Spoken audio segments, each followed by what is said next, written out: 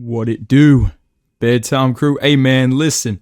Today, I just got done watching UFC Fight Night, Cannonier versus Rodriguez. I went 8-4 in predictions. I just didn't have the cameras on, unfortunately, but it was a very good card, and it was an amazing main event, one of the best fights of the year, and it got me interested to talk in a tier list about the most violent fighters in the UFC. So if they're up in the S and the A tier, they are unleashing fucking world star like live leak level beatdowns on people. If you're down in the C and the D tier, you might be popping out a little decision victory here and there, but nobody's really scared to fight you, or you're not dishing out crazy damage when you fight. So hopefully that makes sense, dude. Let's get into this. First guy to talk about, one of the biggest names that comes to mind when I was thinking of making this video.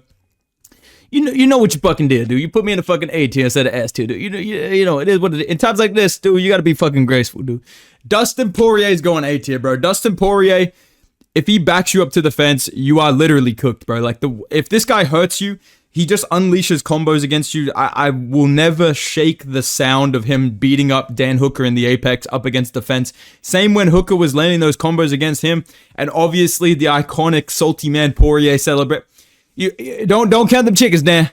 You gonna fight Gaethje next? Hey, you on the right track, kid. Yeah, fuck that. Like, dude, Dustin Poirier, he's salty as fuck. That's gonna add on to it as well, because not only is he gonna brutalize you with calf kicks and beat you up against the fence, then you're gonna have to hear this guy cry afterwards. So I'm gonna put Dustin Poirier in the A tier. He's a very shining example of violence and entertainment in the UFC. Somebody that's the complete opposite of that. Genuine terrorist of the sport, Mario Bautista. I love calling people that, bro, because that's what this guy fucking is, dude. Sometimes I'm like, you know what, man, maybe I'm just overreacting. Maybe I'm just biased because I love Jose Aldo. And then I see clips again of this guy fighting Aldo, and I remember, no, he literally is one of the most bitch-made UFC fighters, the way that he fought. And the fact that this guy, whose only highlights against Aldo are holding him against the fence, the ref breaks him. He Five Nights at Freddy's dives at Aldo's nuts to hold him again. He can't possibly exchange with him for more than 2 seconds. He hugs him against the fence again, like he hasn't seen him in fucking 20 years. Listen, we all love Jose Aldo, but not that much, dude. I'm not going up to Aldo at the airport holding him against the fucking wall. He probably would get stuck if I did, but regardless, bro. Mario Bautista, the thing about this fucking bozo, before I move on, how do you get 10-8'd by Henry Cejudo on the mic? This guy went up to Cejudo calling him out, talking about a 6-fight winning streak, and Cejudo just goes, who have you fought, though? Who have you fought? And nobody wants to see you fight. Your last fight was terrible. You suck! You're causing 0 damage. I'm putting Mario Bautista in the fucking D tier, bro. Somebody arrest this man, dude. Seriously, get the FBI involved.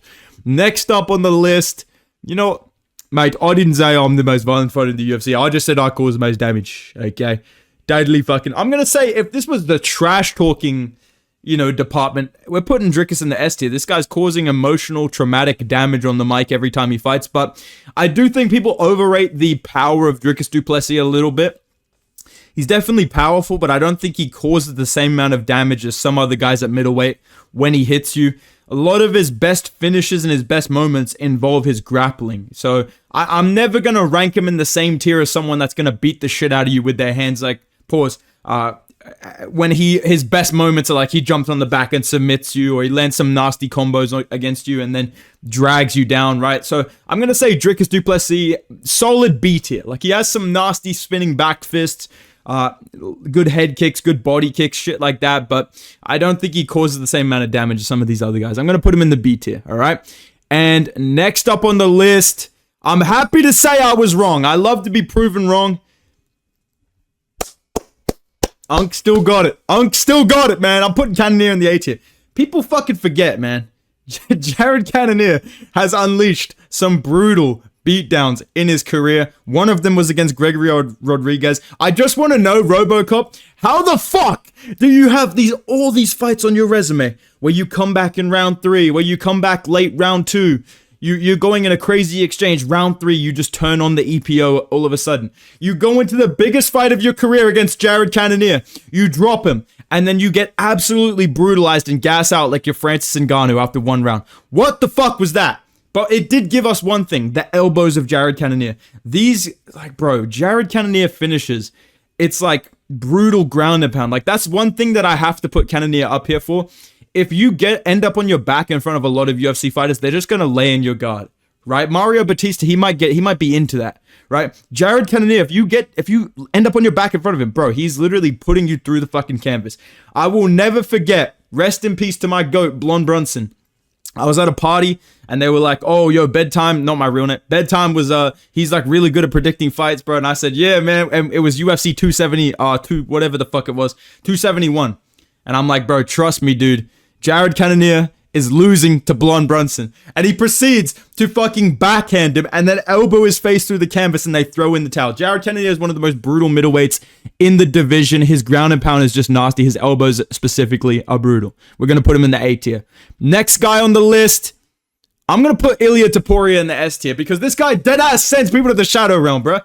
Like, I'm sorry, but I just have to be honest, man. Like, Ilia Topuria, this is the type of guy that you go into that fight, you're like, bro, I'm either getting slept to the shadow realm or I got to win this somehow, some other way. You know, like that's got to be in the back of your mind fighting Ilia Topuria. He's not going to brutalize you over 5 rounds unless you're Josh Emmett.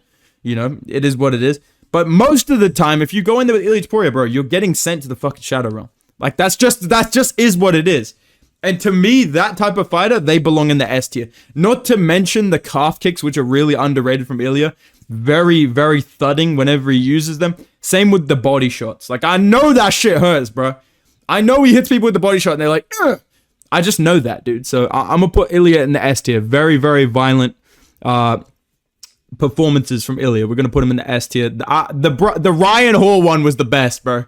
I love watching that fucking jiu-jitsu leg-locking little fucker just get slept, bro. That's the best, dude. So, shout out Ilia Topuria. We're going to put him in the S tier.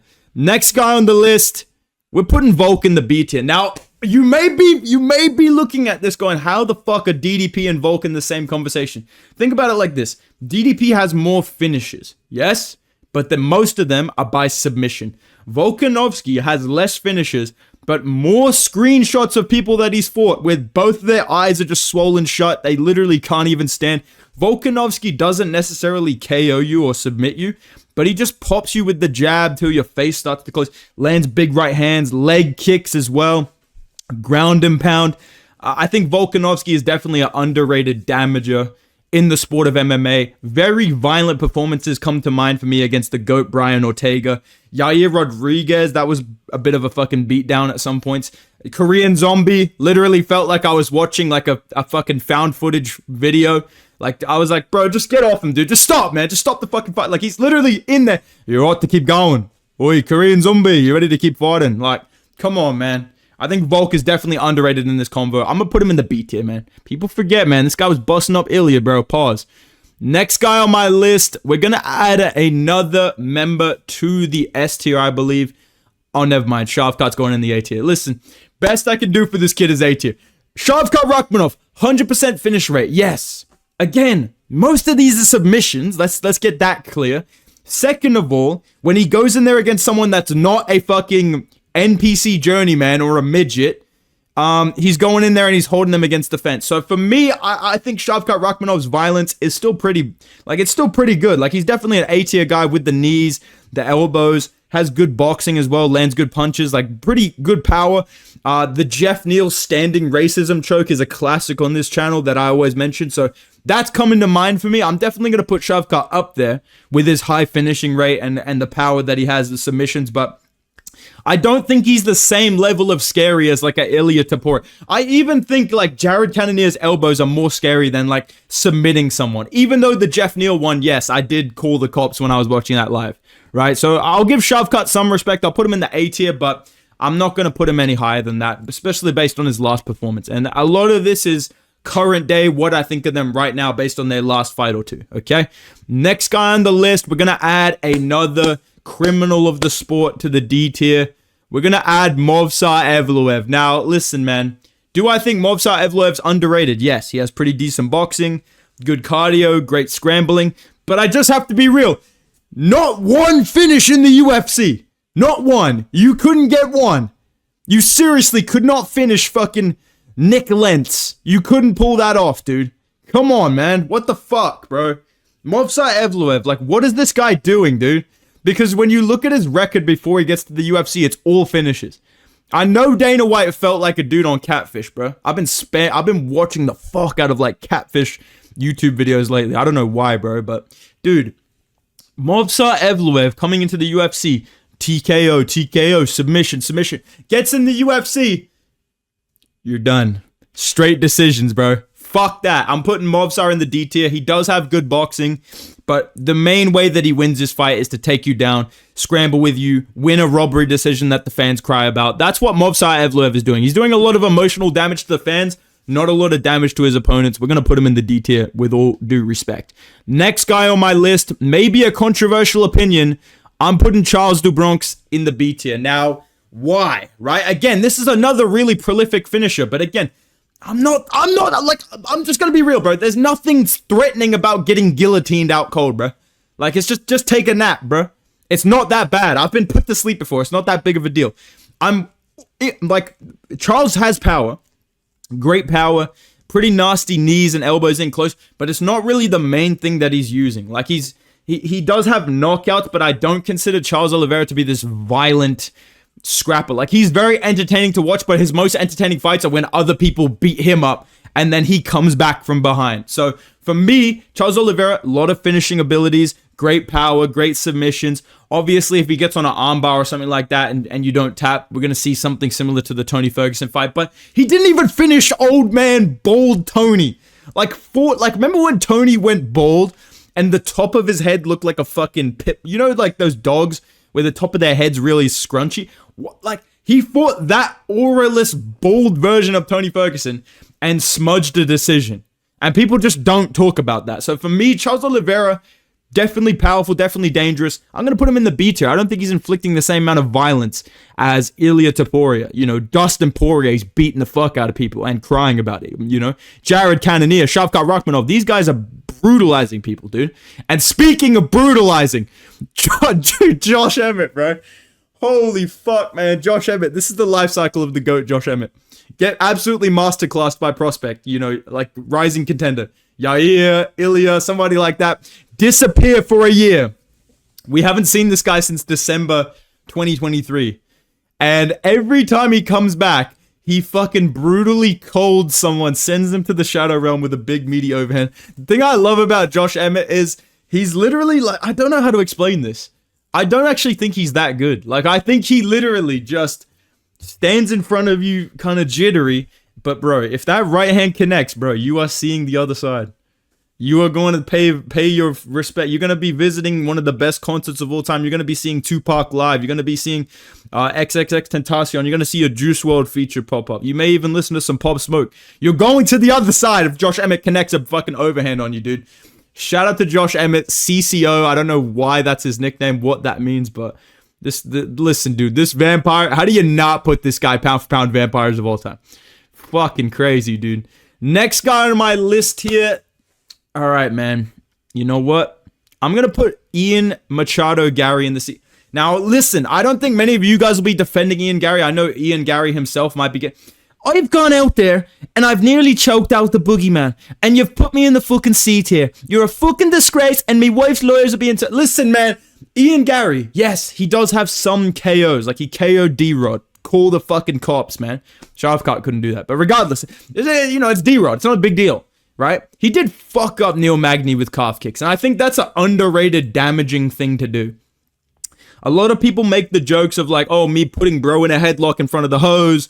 You know, me body shot TKO in the bros in front of the hose. The hose in front of the bros, whatever. Chill, I'm not John Jones, okay, dude? Like, these are all valid things to do to your bros to impress the hose. I will say this.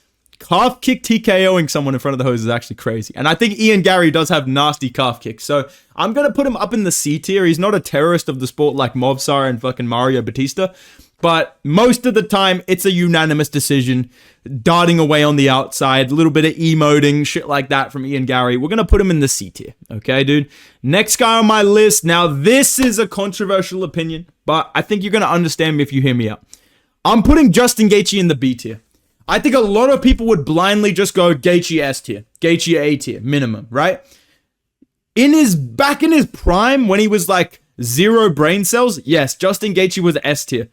Inside leg kicks were fucking brutal. Elbows, high pace, body shots, you know, just walking at you, rolling thunder. I remember when he rolling thundered Poirier, and Poirier was like that old man. You know when you're sparring some new guy and they do some dumb shit that like hits you in the hip, and you're just like, oh, fuck you, man. That's what Poirier was like when Gaethje rolling thundered him and it hit him in like the shoulder or something.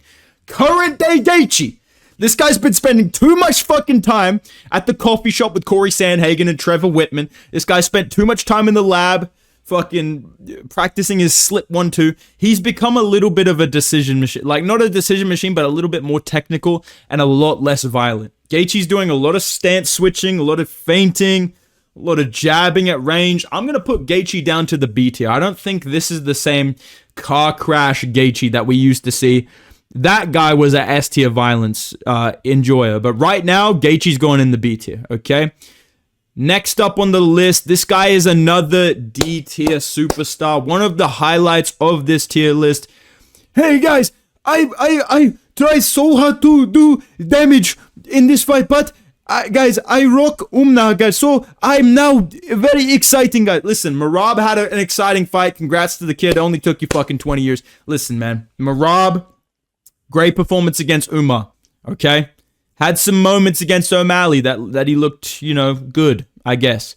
But I'm not going to sit here and let recency bias distract me from the fact that I had to sit through this fucking title run of spamming and failing takedowns, jumping around on the feet like a fucking, you know, like there's fucking hot coals under the cage. Marlon Moraes, the chinniest fucking guy in bantamweight history. Like, if you look up chinny in the definition, Marlon Moraes is there, okay? Merab TKO'd him. Everyone else that KO'd Moraes, Cejudo, walked him down in his prime, beat the shit out of him, finished him in pretty fucking brutally once he figured him out. Corey Sandhagen, spinning heel kick upside the head, dropped him, finished him straight away. Song Yadong finished him straight away. I'm pretty sure fucking Ricky Simone finished him as well. Some jobber like that. It was Ricky Simone or like Chris Gutierrez or something, right? Merab goes out there, and I shit you not, he lands like 200 unanswered strikes against Moraes, and they give him like a pity TKO. Like, Moraes didn't even go out. The chinniest fucker. That's like fighting Matt Schnell or James Vick, and you're getting like a 200 strike pity ground and pound TKO. I'm sorry, man. Merab, like I said in the last video that I made, you know for a fact, if you woke up in the gym and they said, listen, bro, Merab caught you with an overhand, you're changing gyms, you're moving countries, you're growing a beard, you're considering a new sport. That's just a fact, dude. Merab has good wrestling. I'm not, like, the violence is D tier, okay? He might accidentally headbutt you and swell your eye up. That's the most you're gonna get. We're gonna put Merab in the D tier, okay? This next guy, though, listen, man. I've had enough of talking negative. I want to talk about one of the... Oh, shit, my bad. That's just thumbnail for the video. I'm going to edit that out. A sneak peek of the thumbnail, guys. Most violent guy that I could think of. When I was making this list, I'm thinking, who's S tier? Joe Bodycam Pyfer. This guy, holy shit, man. There's something about the way Joe Pyfer punches people that feels racist, bro. I'm not going to lie, dude. There's something about the way Joe Pyfer carries himself that makes me feel like I said, dude, if this guy was the gym teacher and you fucking, you know, two kids start fighting, this guy's jumping in to choke somebody out just to settle it, bro. Joe Pyfer has hate in his heart. Yes, salt in his heart. He's one of the most violent fighters in the UFC. The KO against Marc-Andre Barriault literally looked like a WWE sequence. Like, that's how brutal it was. I'm going to put Joe Pyfer in the S tier, dude. This is one of the most violent fighters in the UFC. And right alongside him in the S tier, we're going to put Joel Alvarez. Shout out to my lanky goat, Joel Alvarez. I saw that the UFC finally booked Ignacio Bahamondes versus Jalen Turner. I've been saying this for 2 years, and they finally do it. But regardless, congrats, Dana. You finally figured it out. Joel Alvarez, though, I'm putting him S tier. This guy has 100% finish rate, and he literally cannot even decide how he wants to fuck you up. His last fight, he does a flying knee, KOs Drakkar Klose out cold, holding a guillotine and punching him, and looking at the ref for the stop.